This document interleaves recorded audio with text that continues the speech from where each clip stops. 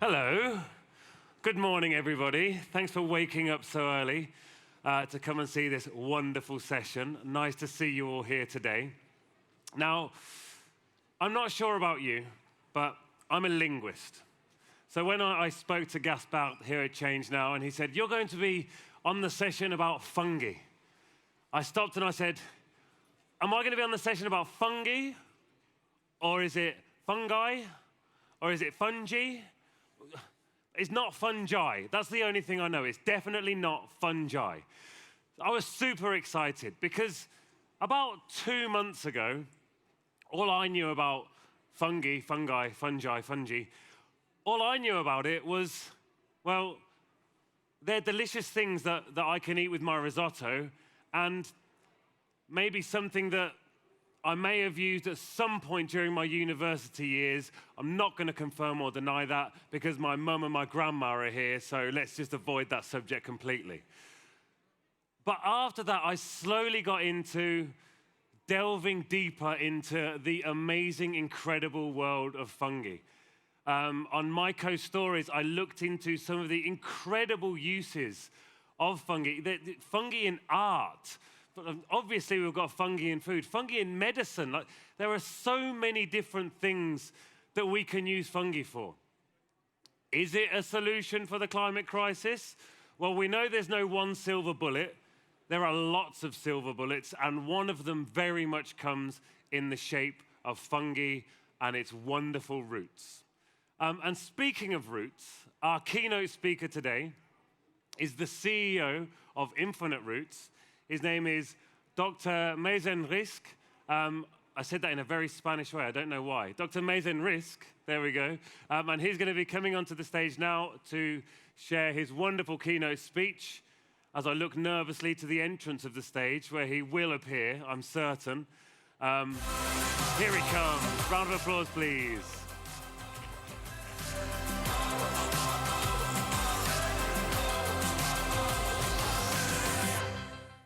Good morning, everyone. It's a pleasure to be in Paris again.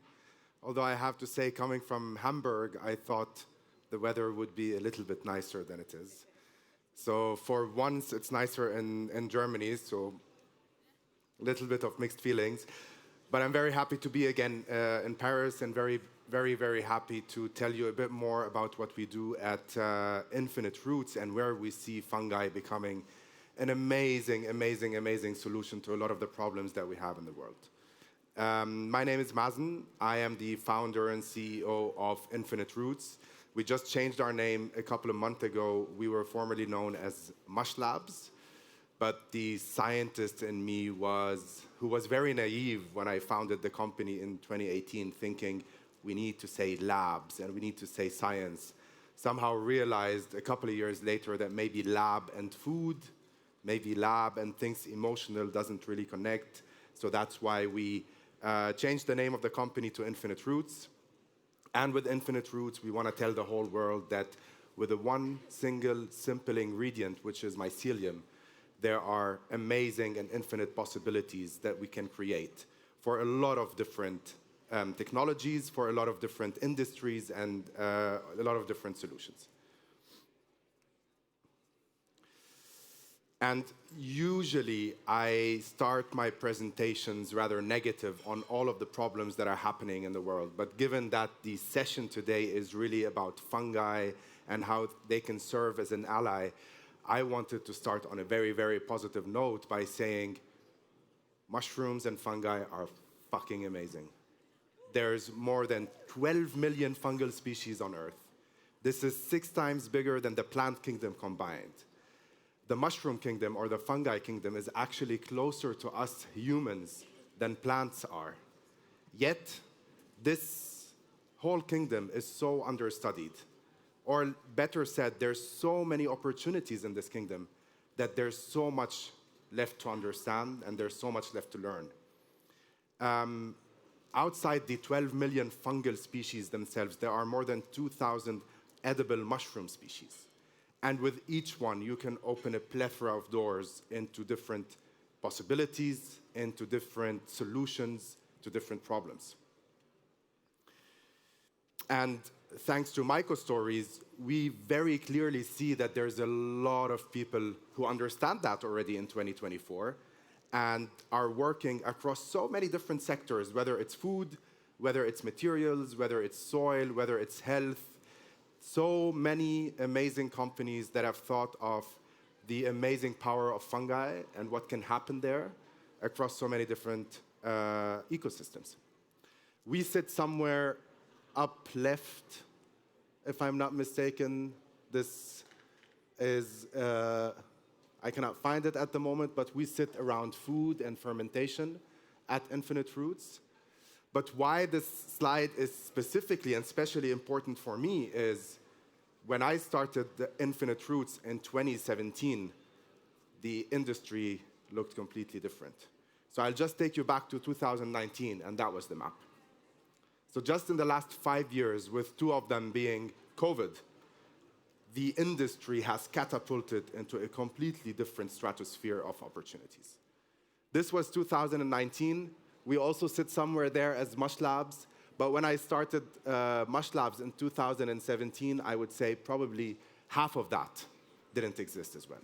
So just in 5 years, there's so many opportunities that have been developed and so many exciting companies that have come up and said, look, amazing solutions. Let's see what we can do with fungi, with mushroom, and especially with mycelium. One of the things also that excites me is when we started, we took a big leap of faith of saying, we want to do something in mycelium in Europe. And to see that the industry has grown that much also is a little kid inside me that feels proud that we were one of the first people in Europe to start doing that. And we were one of the first people who paved the way in Europe for work on mycelium in food. And that is, again, also cemented and solidified by the Series B that we just did at Infinite Roots a month and a half ago, which was around $60 million that we raised in one of the toughest fundraising environments, in one of the hardest environments against plant-based and alternative proteins. We were able to raise the biggest round in mycelium in Europe, in food, around 60 million to date. And that, for me, is coming from the power of mycelium. I can do the talk, the team can do the science, but then there's something so exquisite and unique about mycelium that gets people so excited. But now let's go to the problem, because a lot of amazing companies coming up with a lot of amazing solutions. But we need to understand that we're facing so many difficulties today that need to be clear for everyone to make sure that we support all of these companies moving forward. And one of the biggest alarming challenges we're dealing with today is greenhouse gas emissions.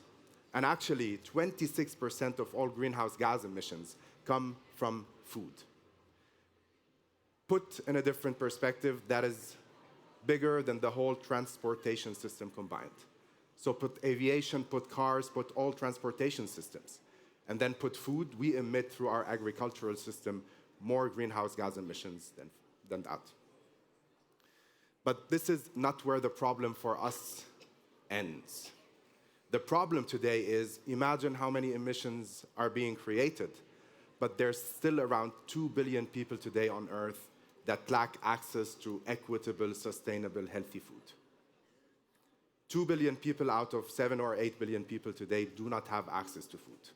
So as we go and have a privilege of going into supermarkets and deciding, am I gonna eat this today or am I gonna eat that today? There's a problem which is called food security in a lot of different regions in the world that we need to shed light on and say that technologies can potentially solve that problem. On top of that, around 1.3 billion tons of food are wasted every single year. That is 1/3 of food that is produced on Earth per year goes to waste. And that is not only what we potentially throw on a Sunday night from our kitchen, that is everything starting from the first production in the value chain all the way to our kitchen. 1/3 of food produced goes to waste. Imagine the amount of solutions we can create with that. Imagine how we can use this food that is being discarded off in different ways. But if we continue like this and on the pace that we are on, we would need 2 Earths in order to support what we are consuming today. And as far as I know, with all the hope that we want on Earth, I think we're still far from having another Earth to inhabit and produce food on. So problems are immense, and I think it's very important that we talk about them. And it's very important that we say, look, there are a lot of crazy things happening, but when you see the fungi map of 2024, you realize help is on the way and there are solutions that are just around the corner. We need to support them, but we also need to be very vocal in talking about all of the opportunities that they present.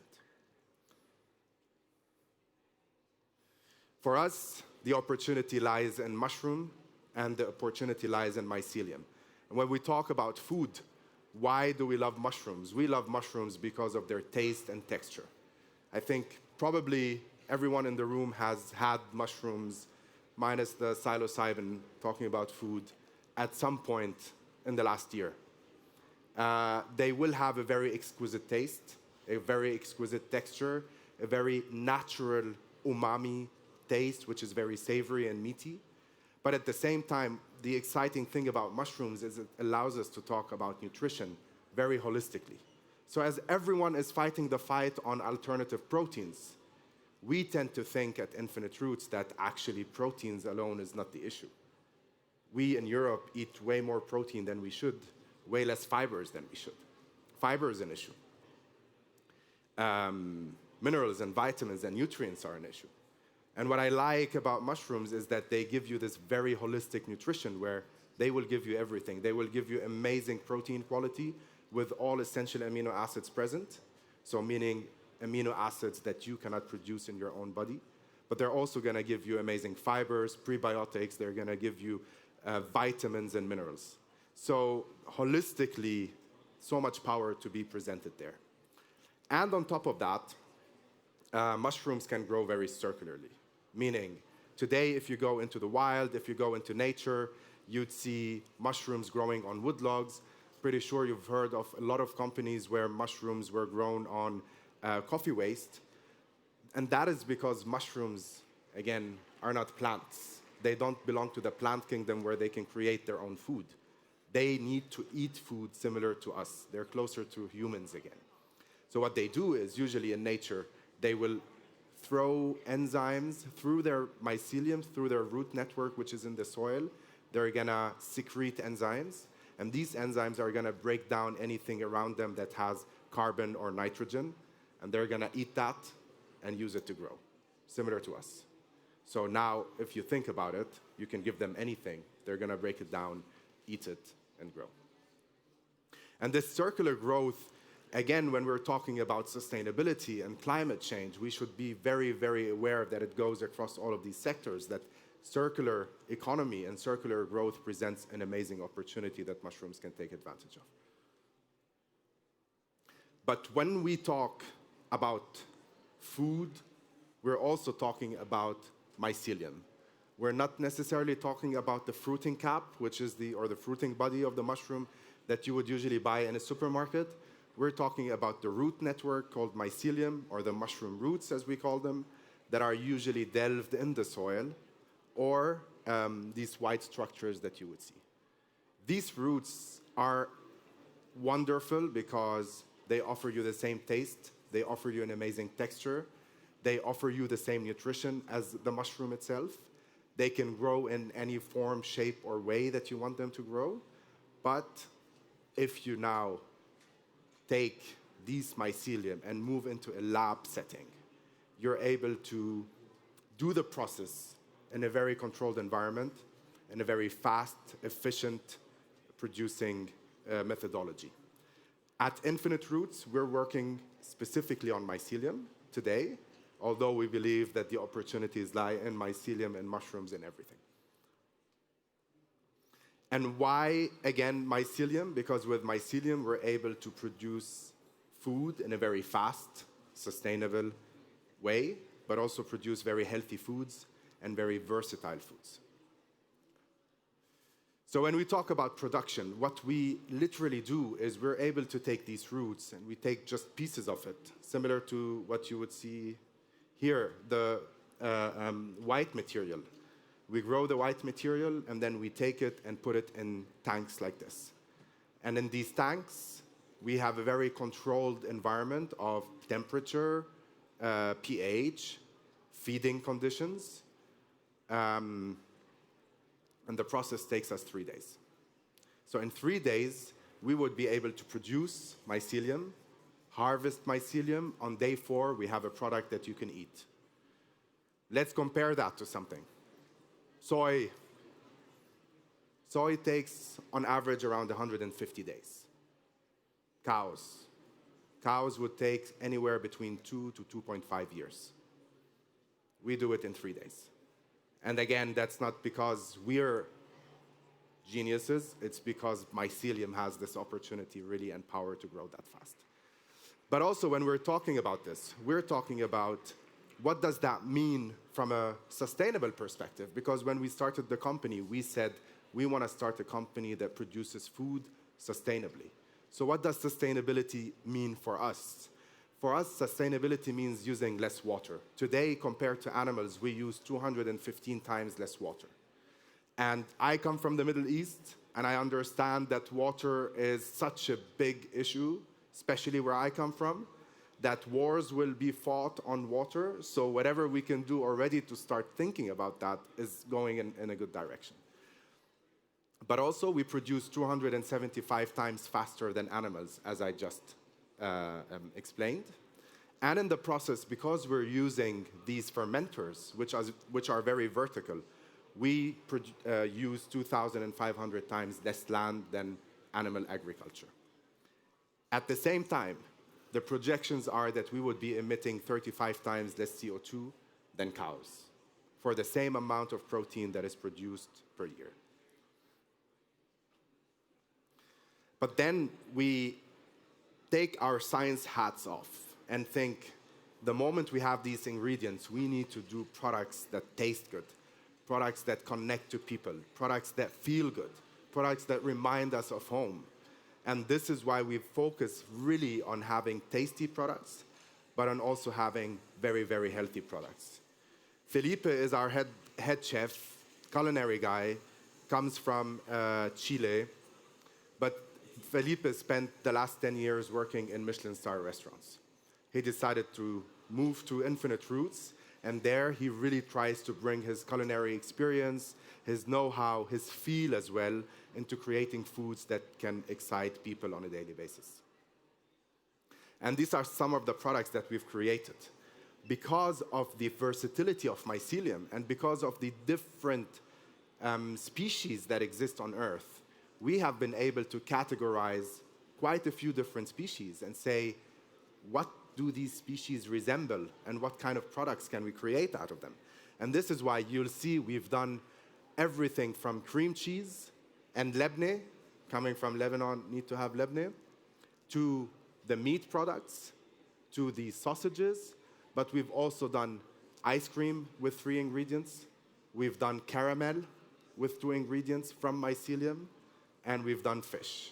So basically, the versatility allows us to go into every single category of food and say we can do something there.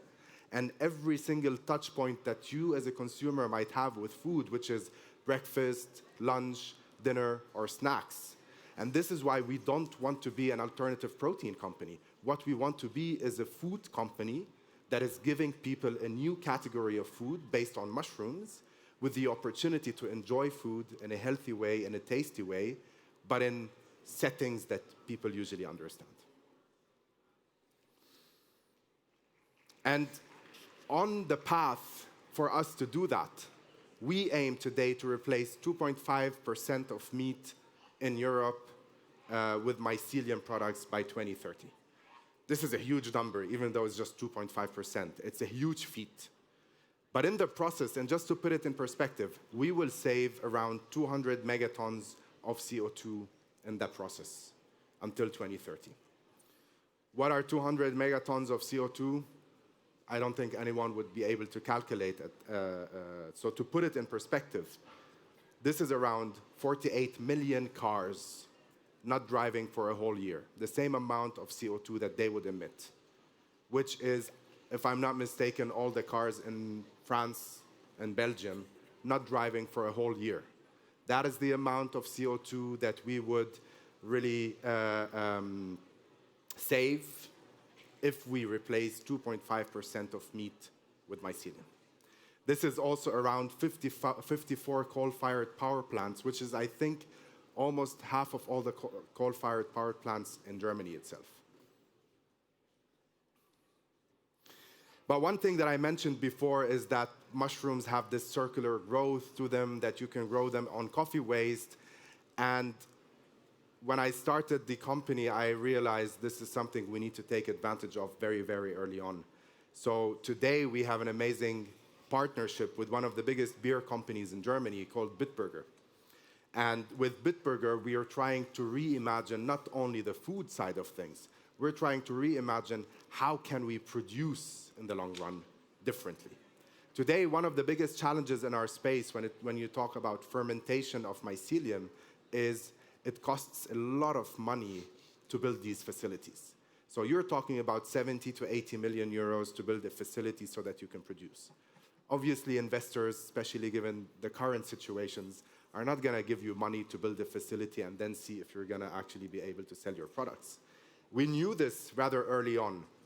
So we built this super amazing relationship with Bitburger where we look at a few different aspects. One is, can we use the waste of beer? Today, the waste of beer or spent grain has still a lot of nutrition in it that usually either goes to biogas or goes to animal feed. Can we use that, bring it back into the system and use it as a feedstock for our mycelium? So when we're talking about circular growth, can we feed them the spent grain? And we have patents there on how we're able to do that system from spent grain and feeding it into the mycelium. And then we're like, okay, should we stop here?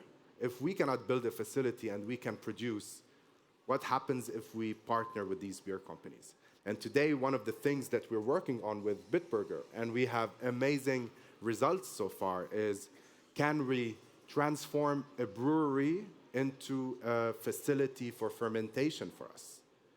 With that, we take the waste, we take one of the tanks that usually has beer in it, where now beer consumption anyway is going down, repurpose it into our fermentation without owning it, and then have a facility running for us without actually spending the 70 million needed to build. So this asset-light approach has been an amazing and very exciting opportunity, especially with beer companies, because it allows us to be 10 times more efficient with the money that we're using. It allows us to even decrease production costs because now we're using waste and bringing it into the system. And we can use the spent grain 6 times more efficiently than how it's been used so far. Maybe that sounds exciting for some of you, maybe not, but I'll tell you why it's exciting for me. It's exciting for me because if I unlock one brewery, who's going to stop me from unlocking 10 breweries? If I have figured out how to work with one brewery in Germany, I can move that into a brewery in Brazil, a brewery in Lebanon, a brewery in Australia, or anywhere else in the world. And we have already 5 or 6 breweries lined up all over the world to continue working with us. And I will conclude because I'm over time, but I just want to show you. No, okay, that's fine. I just wanted to end with a few pictures to tell you why it's important to be versatile for us. Because I come from Lebanon, I never wanted to have a burger again next to the 100 burgers that are put on the market to eat and say, I have a vegan burger. I wanted something that defines where I come from. So in the company today, we have 80 people coming from 25 different countries. And the reason why we have so many nationalities in the team is because we want to understand all of the different food cultures. How does someone from Lebanon eat, or someone from France eat, or someone from Hong Kong eat?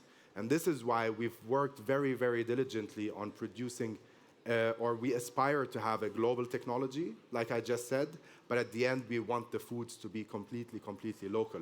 So in Germany, we would work on sausages, but in Lebanon, something called kibbeh, for anyone who knows it. And that's my grandmother's recipe, actually. We just took it, removed the meat, put mycelium. That's all we needed to do. Or in France, maybe, and you see the gooey stuff there, the caramel, which we did with mycelium as a dessert. Hopefully next time we can bring some for you to try with 2 or 3 ingredients to really show the opportunities across different cultures. And with that, last slide. There you go. For us, it's really not just about replacing meat. For us, and when we think about climate change, it is about building a healthier system, a healthier food system. It's about building a more sustainable food system, and it's about building, most importantly, a more equitable food system.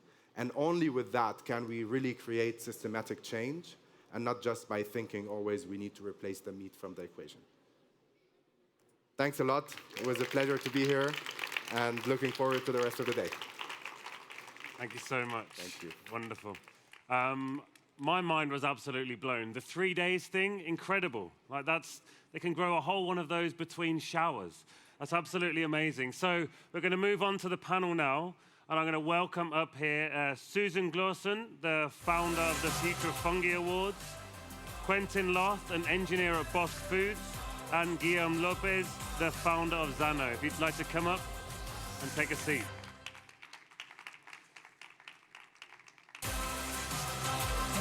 Hi there.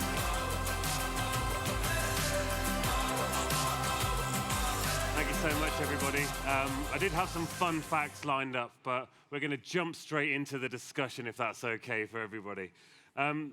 Fantastic. So, Susanne, if we can start with you, that would be lovely.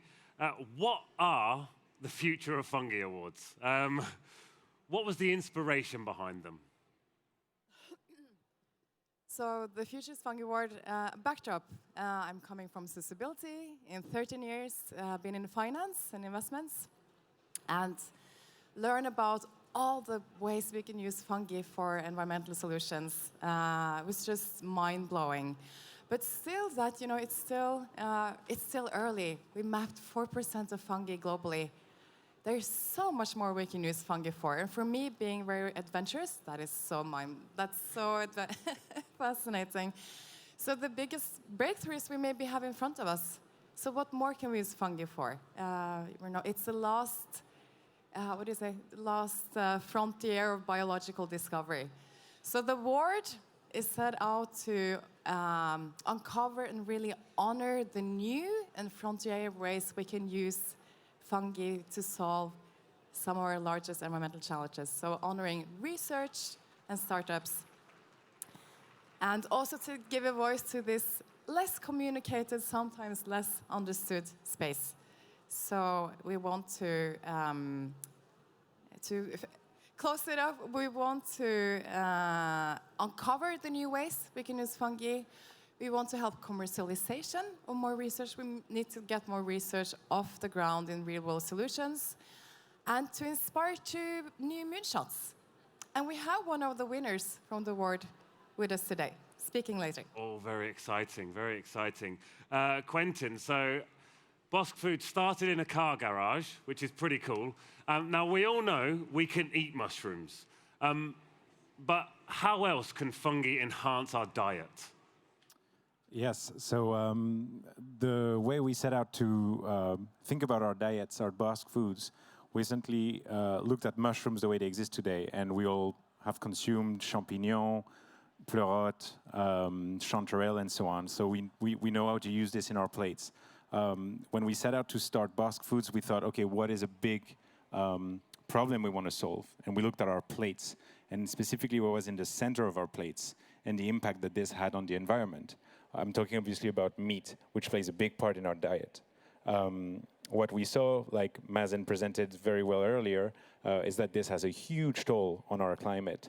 And we thought about fungi as this tool to essentially solve this by recycling upcycled side streams, so essentially what we could call waste or food waste, and turn this into a protein that will be able to mimic a different kind of food. For instance, something that can have the texture and the taste of meat, but made of fungi. So we talked about mycelium earlier. There's many different ways to grow mycelium. The way we do it at Bosque Foods, we essentially grow the texture, which is made of the root network of the mushroom. When we say mushroom, we mean the fruit. Mycelium is the roots, which is usually in the soil. The way we grow it at Bosque Foods, we grow it outside of the soil, and we harvest this in order to get to a texture that is so close to meat, to resemble muscle meat, that we can essentially marinate it in very simple steps and turn it into a chicken or a pork fillet. So that's one way that we thought about solving this big climate issue with fungi. Fantastic. Now, Guillaume, you know a lot about mushrooms and fungi. But what I want to know is, how on earth are fungi and soil health related? Well, that's a very, very deep topic, because when we speak about health, we usually think about minerals, vitamins. We think about like all these elements that we need to find in our food. But in fact, health is deeper than that. It's the link between the culture, humans, and nature, right? So if we have unhealthy people that inhibits our culture, then the nature will be not wasted, but it will be like I can't find my word. No, but I think you guys got what I would like to say is that when people are not healthy, then they will do whatever it takes to eat, and then the environment will be, hunted, basically. So mushrooms are actually like super important for the health of the soil, because first of all, our species is called Homo sapiens, right? Homo in the Latin root means the person from Earth, because it was like opposed to gods. We were on the sky, right? Mm-hmm. And so there's this linguistic link between like Homo and then humus, which is the carbon stoking part of the soil, and humility. And that's very interesting to me, because I think we've lost some of our humility when we speak about the environment. We tend to think of us as the master of the cycle. In fact, we're not. And I think that fungi have this strength to teach us humility back again. Amazing. So I'm going to open one up to the whole panel here. We'll start at the end and work our way down. I want to know, well, we want to know something exciting about fungi that perhaps we don't already know. So if we can start with Quentin and work our way down. Yeah, sure. So there's plenty of things. I guess what I appreciate the most working with fungi is the capacity to essentially use it as a tool to recycle pretty much anything that has carbon or nitrogen. So when we look at the process that we use to grow this new crop, mycelium, we essentially look at any side stream from the agri-food industry and think, okay, how can we repurpose that? And so I'll take you on a little bit of a scientific tangent there, just to teach you what the process might look like. But essentially, you want to collect some of that agricultural waste, and you want to sterilize it. So by sterilizing it, you remove most of microorganisms that might want to get to it to eat it and grow. By doing this, you then have a fertile soil for your fungi to grow, which is good. That's what you want, because you're looking after one species that you want to grow on this waste. I refer to it as waste. It's not dirty or anything. It's just something that we don't consider as valuable. But fungi teaches us that we can upcycle this and turn it into something that's of extreme value. There's plenty of different ways to do this, but essentially we grow protein out of waste, as opposed to growing it out of arable lands or animals that take years to grow and expend a lot of energy. So that's one thing that I think is particularly amazing with working with fungi. And to add to that, Quentin says fungi is the best example of circularity. Right, in nature, there's no waste thanks to fungi, which recycles waste and dead things into new things. So for me, there's so many to talk about. Obviously, we can thank penicillin, saving a lot of lives, and food, beer, wine, cheese, chocolate, to fungi. But for me, I'm very a bit science fiction. You know, there's studies on fungi having language. There's our professor Andrew Adamansky. He has mathematically researched electrical signals that fungi emits. That he decoded to 50 words mimicking actual language, which is super fascinating. So the mycelium network is maybe communicating to the further ends of the network where there's food. We can make music from fungi. Taru Nayar, he connects an synthesizer to fungi and makes music. Last fact, in 1 teaspoon of soil, there's so much fungi. If you put the mycelium out, it can stretch from 100 meters to 10 kilometers, which is fascinating. Wow, that's incredible. Guillaume? Yeah, I love all those facts. And as Quentin and Susanne said, there's so much about fungi. And my favorite fact is something that I discovered late, is there's a substance called ergothioneine that is produced by fungi. It's an amino acid. And there's this question right now whether or not it would be a fungal vitamin. So basically that amino acid is produced mostly by fungi, and every single other organisms capture that from the environment and use it as an antioxidant. And it's so powerful that everybody needs it. And so what's interesting, and keeping in my theme of this link between soil, human, and health, so this ergothioneine, if your agricultural practices are not respectful towards soil life, then you will decrease the amounts of ergothioneine within the food, and which will obviously cause some problems. So there are studies that have been made, and population or culture where there's substantial amounts of fungi that is consumed, whether it's shiitake mushroom from Japan, or like even fermented food, which have like tiny fungi in it.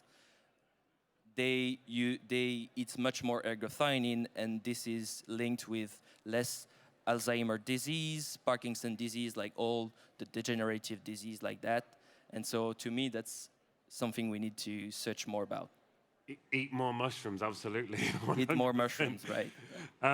So the next question is, we saw the map from Myco Stories earlier. There's lots of different areas that it's being used in, but what are some of the most surprising use cases that we have for fungi at the moment? We'll start with Susanne this time, if possible. So the science winner, for example, of the Futures Fungi Award, he uses fungi as a biobattery to store energy. We need more battery capacity, and we can use biology to store energy, which is quite mind-blowing. So he has a prototype from Aalborg University. We also saw self-healing materials. So not only, Adidas uses leather from mycelium for shoes, but we can activate the living component of the mycelium or the fungi to repair, which is also mind-blowing. And Paul Stamets has done some work on also reducing bee mortality, which I really like. We need our bees, and fungi can help them in a good symbiosis. So that's some, but there are so many more. And it's not that new, but microremediation also, which Jean-Michel will talk about, using fungi to restore contaminated water and soil is super important. Yeah. Amazing. Guillaume, do you have any surprising use cases to add?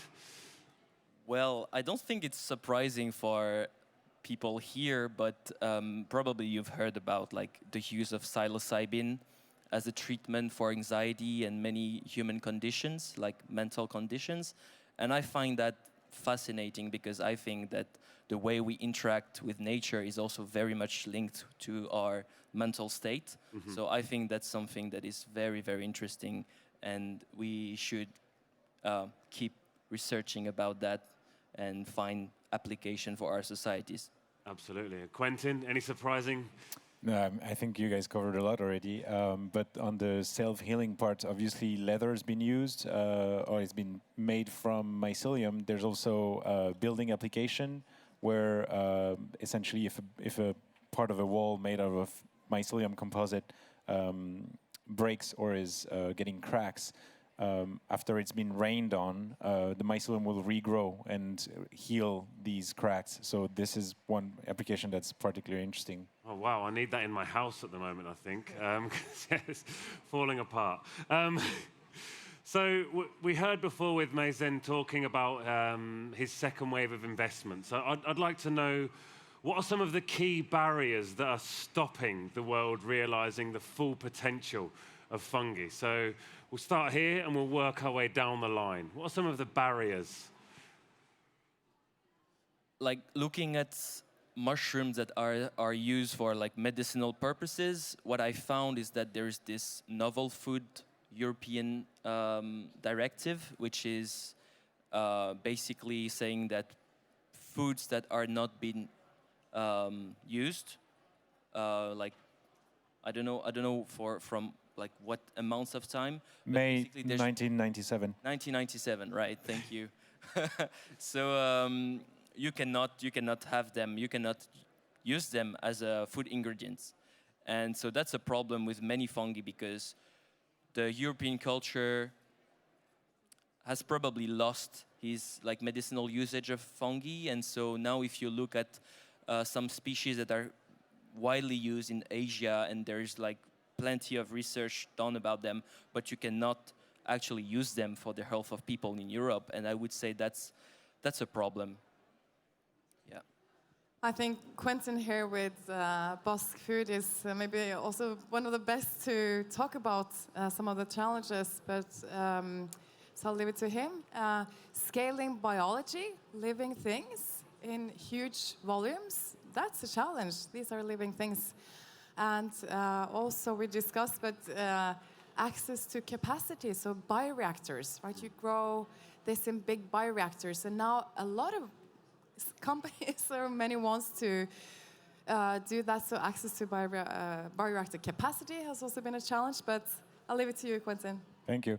Yeah, you guys covered two of the very big challenges that might scare away some investors, basically. So if the question is, what can we do in order to overcome some of these barriers, where if we talk about these novel foods application, which make access of certain species to certain markets difficult, then the pressure should go on the regulatory bodies to either fund more of the regulatory process so that it can happen quicker. I don't think it's a bad thing to have regulation. I think it's very positive for populations in Europe specifically.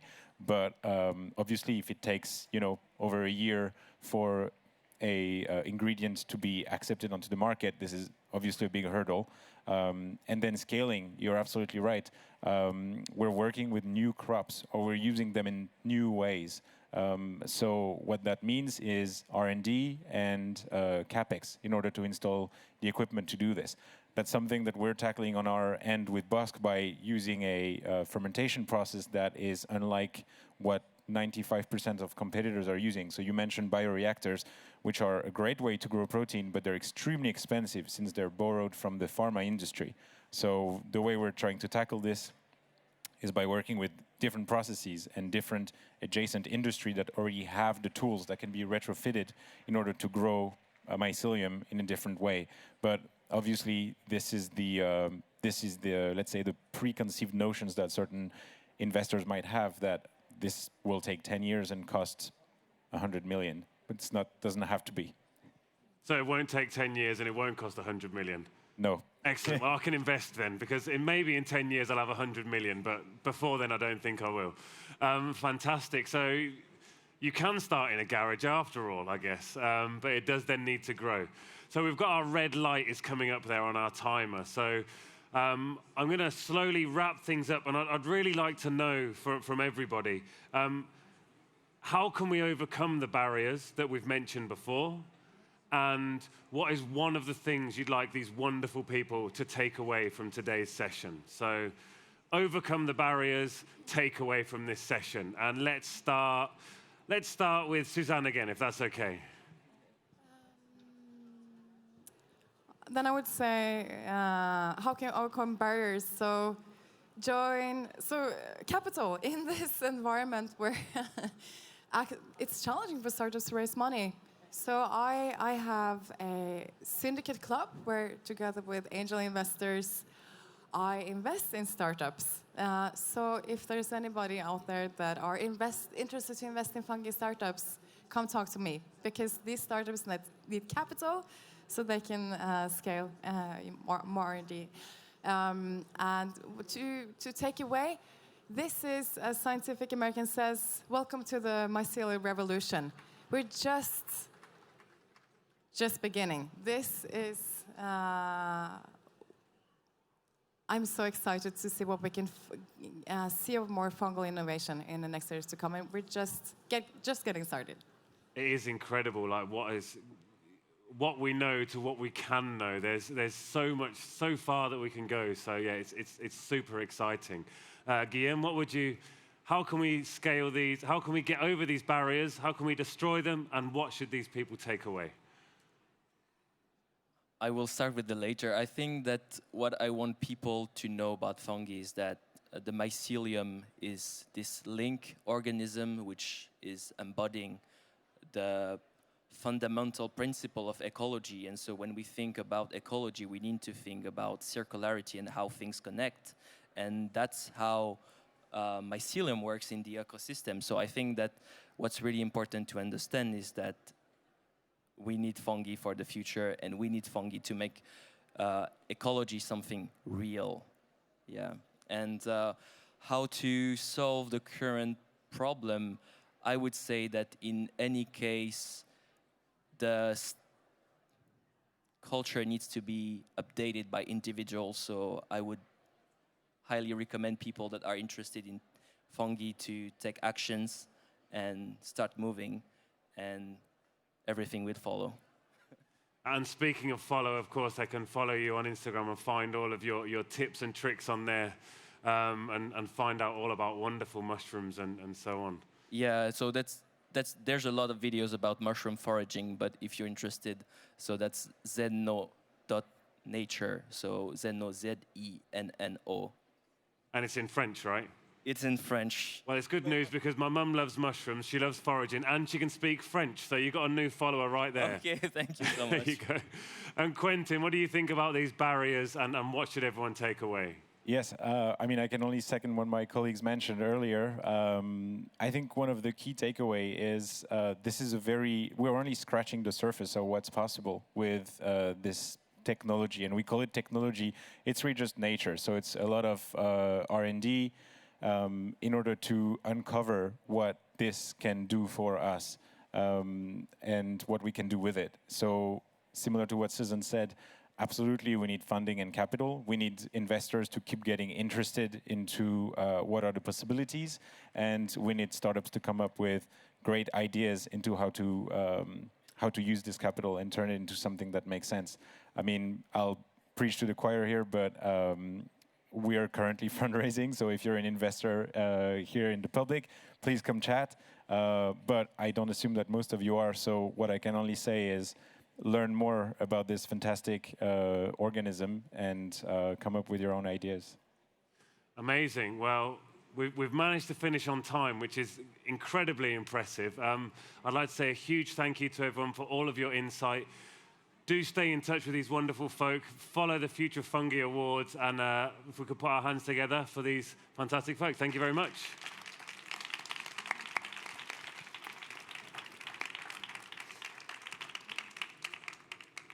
So we're going to have our fireside chat now in just a moment. We'll be welcoming Jean-Michel Scheuren to the stage. He's the CEO and co-founder of Novobiom, and you can find them just over there, just a bit over there to the right, and you can go and chat to him afterwards. When I first spoke to him, it was on a very busy Thursday. I was having one of those days where, you know, you would tear your hair out if you had any. And luckily, I didn't have any hair to tear out, but also I was able to speak to Jean-Michel, who put a huge smile on my face with his wonderful personality, but also his ideas for what we can do in the future. So if we can all put our hands together for the wonderful Jean-Michel.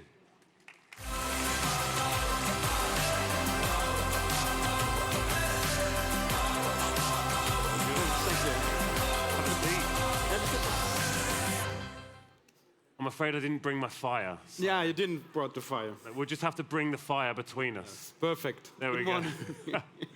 So, Jean-Michel, lovely to see you again. Can you give us a quick rundown of how you ended up where you are today? That's a good question. Well,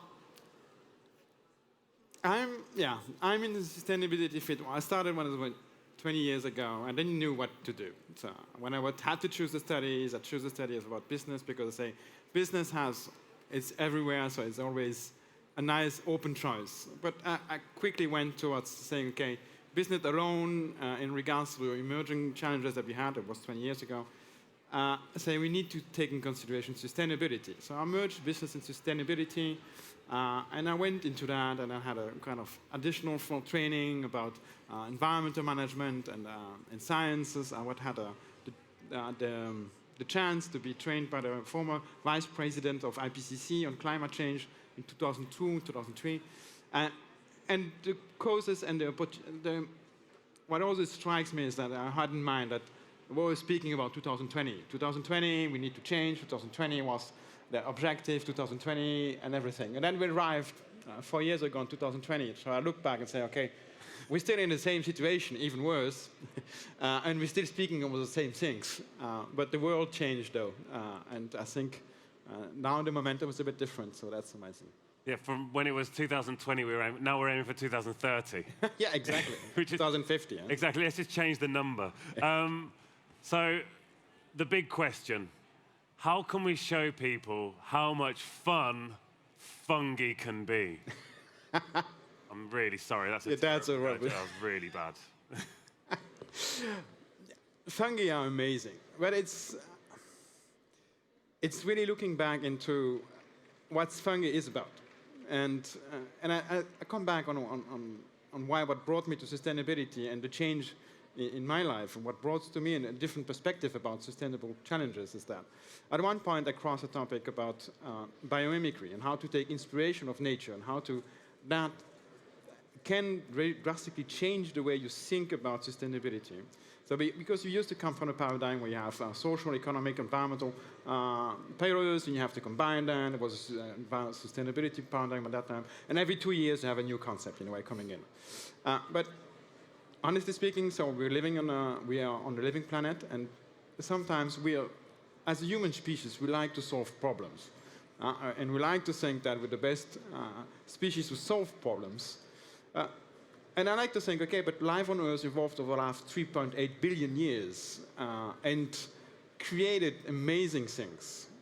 And one key principle about life is that it creates abundance about scarcity. It optimizes everything. And the evolution process itself had made it possible to valorize the maximum of the resources that we have on Earth and to maintain them, and to see the world living in which we're living today, which is quite amazing. And sometimes we step back and say, okay, just look at nature. How does nature work? How can we take inspiration on how that works to drive our own processes, our own innovation, our own way of thinking, way of behaving, and driving? It can be very upfront R&D, could be things. And that for me was a really change moment. When saying, okay, you don't need to be into the concept. It's a concept that speaks by its own.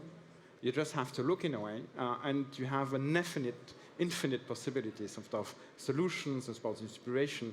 But it's not an easy journey. Yeah, well, that's it, because we look at the solutions that are out there from nature, and there are millions of solutions in nature. Nature doesn't normally bring the problems. That is usually the human race that brings the problems, but we can look to nature to solve them. So your view of sustainability has definitely changed in the last few decades. Yeah. And that brought us also, to come back also on what brought me to the fungi. And the fungi, I don't know how you call it. Fungi, fungu. Is that indeed, if you look into nature indeed, as was mentioned earlier on, so fungi is the fifth kingdom of life. So they shape nature as in life, how we know it. And earlier mentioned there are about 6 to 11, 12 million fungal species out there. We barely do not know exactly how many. But just 100 are currently used. Used in a sense of for being food, essentially, but also in biotech processes. But when you see what they can do, I always call that they are the recyclers and the chemists of nature. So they can break down the most complex molecules that you can find, that we build in a way that you can also naturally find in nature, but also produce amazing chemicals, facilitate a lot of processes. So they are this kind of super powerhouses. But this potential is not new. So we know that since a long time, but we have like of huge trends in science, then we focus on different aspects, and now we see that the notion of fungi is currently coming back, and that's the chance that we have today. Is really nice to see that in this kind of event we have a session speaking about the potential of fungi into sustainability, where I truly believe they have a tremendous role to play. Absolutely. And so, Novobiom, yeah, that's you. You are the co-founder, CEO, champion of Novobiom. Yeah. What is it? What is it? Yeah. Well, exactly. What does it do? But that's a natural continuation about the thinking about how can we take inspiration from nature, seeing environmental challenges that we're facing. And it came from the starting point that it's super important to change the way we behave and to prevent further degradation of our environment. But it's also our collective responsibility to restore what has been degraded. For us, but also for the future generations. It's super important. And in that sense, we said, okay, how can we work? We see the tremendous potential of fungi. How can we use that? How can we work with nature to rehabilitate, to restore what has been degraded? And that was the starting point. And then you start thinking about it. Okay, how do you do that? How do you make it possible? What are the bottlenecks into scaling fungal technologies? And we're not looking into food. Food is an amazing sector. Nutraceutical potential, it's amazing in fungi. But we if you have earlier on the presentation, you saw the map from MicroStories. You see a huge population on food, materials, health, and then you have a little branch on environment. And on this little branch on environment, where I think we have the most important challenges, there is almost nobody. But everybody tells you that fungi in soil are amazing, that they're nature in soil, they're doing everything there. They store carbon, they degrade, they're the recyclers, they're major actors into cycling nutrients, so they actually fascinate them. You find them everywhere. You find them in the sea, you find them in water, on the soil, on the trees. So fungi are everywhere, and they play a really key role in environmental sciences. So, but that does not make a solution out of it. So the key aspect is how we can leverage these exceptional capacities. And that's where current development in technology comes back in. Because even so, if you want to take inspiration from nature, you need to understand it. And that's where we're working on. And that's what we're building with Novobiom, is really first understanding how these knowledge, how we can use the knowledge, and then we go for genetic tools, genomics tools, scouting. That's like opening up the black box of life, understanding what's behind, understanding the code, like opening a software code. Not to change the gene, not to do GMO, but to be able to really identify how does nature be able to degrade complex compounds. How can we use that into process? How can we steer processes into soil remediation, where we, like soil remediation, is one key challenge on which we're working on. In Europe, you have 2.8 million contaminated sites. 600,000 of them have been identified as needing an urgent intervention, so representing a threat to the environment, to our health, but just 15% have been treated so far. And most of the techniques that you have there currently is you take the soil, you dig it up, you put it in the truck, you drive it 200 kilometers away, and you put it in another hole in the landfill. You just take it and you burn it. We as a human, we all love that solution, is that we're doing fire chats since ever. So we don't know to do something with it. We just burn it because it works. But it has consequences. It's fossil-based, we're releasing CO2 everywhere, so it's fossil CO2, it's a mess everywhere. So, but working with nature can work, and that's what we're driving is. It's when using fungi to treat these complex contaminations with the biological means, avoiding to transport the soil to a distant center, being able to treat it localized. But that's not simple. This means that we need to understand, we use technology to really steer these processes, go back into the genetics, do models, but also identify which is the best fungal strain. So we're speaking about 11 fungi out there, 11 million fungi. So we collect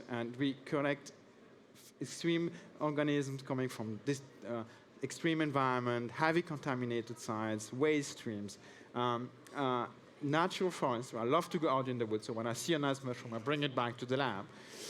But it's also for me. But it's also important, so we have over 300 fungal species down there. We try to understand them, we qualify, we see what they can do in terms of degradation, what pollutants they can degrade, but also there's another wonderful thing about that, is that I mentioned fungi are chemical powerhouses. So they produce amazing chemicals. They have the capacity to produce a lot of green chemicals that can become substitutes to actual fossil-based fuels, fossil-based products. So it's really helping, and that's another phase of what we do, is not only trying to restore what has been degraded, but also helping other institutions, other organizations, switching, finding new potentials into using bio-based ingredients, bio-based resources to change. And that's also a part of it. And that's the second aspect. So we collect mushrooms, we love them, we build them, we try to understand them. It's an amazing journey. And then comes the last pillar of it. Because if you want to bring change, you need to think a possibility to help actors into that, to scale the impact. At the scale, it's nice biotechnology, but it's usually in the lab. So what we do is that we use, and we want to go fast, we don't want to reinvent the wheel, so we use already mature technologies, but from different sectors. It's really crossing sectors to scale the processes with solid-state fermentation aspects. So that's a bit about Novobiom, but this journey where we started from the soil brought us today on amazing opportunities. We're working on textile waste recycling, for instance. So textile is an amazing problem. In a way, it's a massive industry. We're all wearing textiles. And there's almost no solution for recycling. So we're producing 10 million tons a year of textile waste in Europe. And we just send it somewhere else or burn it. 78% is usually transformed into fire chats, and I'm getting, and firefights, or send out to other countries. But there's a premise, and we do not see it as we see that as a resource. So what we're designing is how we work on using fungi, mushrooms, to valorize that waste streams. It transforms a waste into amazing resources where the mushroom grow well. They are super adaptive. They love it. So we use them, they grow on the textile, they eat up the cotton, the natural fibers, while producing amazing chemicals. So we use them, and we use these chemicals, these amazing products for other industries. And at the end of the process, we're even producing green energy with it. And then we recover the synthetic fibers for further recycling. And this is what I call the potential of fungi, is how we can drive that. And I'm really happy. Do you stop me when you want to ask questions? No, I love this. Great. And I see the change. So I say that it's a bit long time, I'm looking what's happening in the fungal world. I'm doing a lot of different things. And I always say we didn't change, but the world around us changed. Over the last few years, and you see the evolution of the map of the actors in the fungal scene is just impressive. It's needed also. But you see also a change into large companies. We all have a role to play. And we're the lucky ones. We got very lucky. We're happy. We have like a very nice partnership with one of the major company in the cosmetics, L'Oréal, where we're really looking into how we can use this power of fungi to help them contribute to their objectives, sustainability objectives, in terms of ambitious sustainability objectives. And this is actually the true power of fungi behind, is we can do a lot of things with them.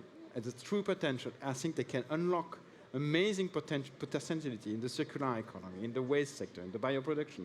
And indeed, we are just at the beginning. Right at the beginning, and people can obviously find out more if they come over to your stand just over there. They can see your beautiful mycelium root there as well. So if you want to see mycelium, it's live right over there.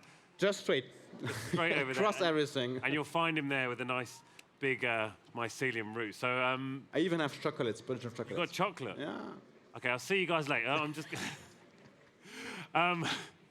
So we've got about 3 minutes left. I want to ask you, now we talked before about people when changing and adapting and changing their own behaviors. I'd like to know what these wonderful people should take away from today's session. Obviously not only about fungi, but about making change in general. What would you like these wonderful people to take away from this session? I was thinking more than from the session. I was saying from the session. More than the session, then. Yeah, I'm saying. Okay. Starting from the session, remember one thing, fungi are amazing. You can do many things. So if you have a challenge with on a waste stream or something, think about fungi at one point, and they probably help you out. I think more globally speaking, and my personal thing, and I go back to taking inspiration from nature. And I think one of the simple key leading principle about nature is that nature creates a condition for life. And that's this basic principle. So life works, life creates the conditions for life. And and myself is like a compass. So in my actions every day, in my job, in what I do I create the conditions that are in favor of life or not? Do I support life or not?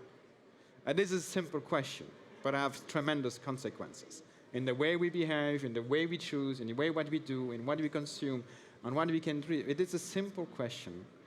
We don't need to overthink it. We don't need to invent a concept every 2 weeks. Are you sure? Yeah, you can invent loads of new concepts if you want. Well, you need to fashion. It's like fast fashion. Fashion, yeah. We need new, always new. Let's not do that. Yeah, but now we can. We need that in a way to keep us alive. But I think in a simple question sometimes, just seeing that, and sometimes just go out into nature, and you realize what is possible out there. It sounds a bit cheesy maybe, but it works for everybody. And I think that's the most important. And if you cross a mushroom and on your walk, just think about what exceptional organisms they get and all the potential that they have and what they can do. And maybe you think about Novobiom, saying, "Yeah, I heard about it. There are people trying to do that with them." So it would be a nice takeaway, I think. So takeaway is what I'm doing helping life, basically? Is it helping create life? Well, thank you very much. I could sit here by this warm fire for the rest of the day and just order a coffee, relax, maybe. have a coffee. Yeah, and I ask somebody to bring some chocolates, and then they can bring it over here. And I think so too. Maybe somebody can grab some chocolate. Yeah, that'd be good. I'd love to do that, but I'm afraid I think the people back there might get in trouble with that. So if everyone could give a huge thank you to Jean-Michel. Thank you very much, everyone, for coming along. Remember, Novobiom right over there. Thank you very much, and I'll see you soon. Thank you.